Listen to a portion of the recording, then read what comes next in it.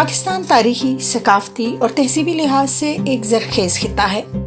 اس مٹی سے وابستہ صدیوں پرانے فنون اور فنکار اس دھرتی کا سرمایہ ہیں۔ انہی قدیم فنون میں سے ایک اہم فن کاشی کاری یا بلو پوٹری کا ہے۔ کاشی کاری سے مزین فن پارے سفید اور سرخ مٹی کے امتزاج سے تیار کیے جاتے ہیں اور پھر انہیں نیلے رنگ کے ذریعے نقاشی سے مزین کیا جاتا ہے۔ کاشی کاری کے فن کا آغاز صدیوں پہلے ملتان سے ہوا۔ تحقیق کے مطابق برصغیر میں اس فن کی ابتدائی کڑیاں 5000 سال قبل مسیح سے ملتی ہیں۔ جب عربوں نے وادی سندھ میں قدم رکھا، محمد بن قاسم ملتان پہنچا تو اس کے ہمراہ کاشی کاری کے ماہرین بھی تھے، جنہوں نے ملتان شہر میں ڈیرے ڈال کر اس فن کو فروغ دیا۔ 1853 میں قلعہ کوہنہ قاسم باغ کی کھدائی کرائی گئی تو 14 فٹ گہرائی میں کاشی کاری کی روغنی اینٹیں برآمد ہوئیں۔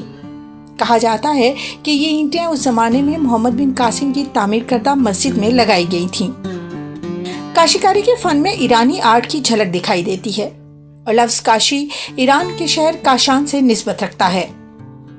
بعض محققین کے مطابق اس فن کی ابتدا چین سے ہوئی اور یہ ہنر چین کے علاقے کاشغر سے ایران اور ایران سے ہوتا ہوا ہندوستان پہنچا۔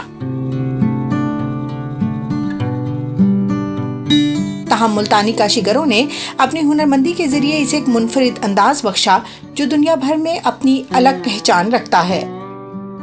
کاشی کاری کے فن کا اظہار برتنوں وغیرہ کے علاوہ زیادہ تر فن تعمیر میں ہوا۔ مساجد، مقابر اور دیگر اسلامی تعمیرات میں اس کے فروغ کے باعث اسے اسلامی فن تعمیر میں ایک اہم مقام حاصل ہے۔ کاشی کاری کا جو کام ہے یہ ایک بہت بڑا ہمارا ہیریٹیج ہے، اسلامک آرٹس میں اس کی بہت بڑی امپورٹنس ہے۔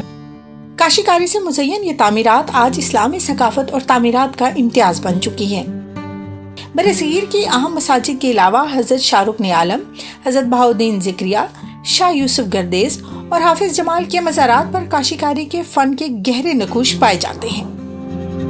صدیوں بعد بھی کاشی کاری کا فن نہ صرف زندہ ہے بلکہ دنیا بھر میں بے حد پسند کیا جاتا ہے۔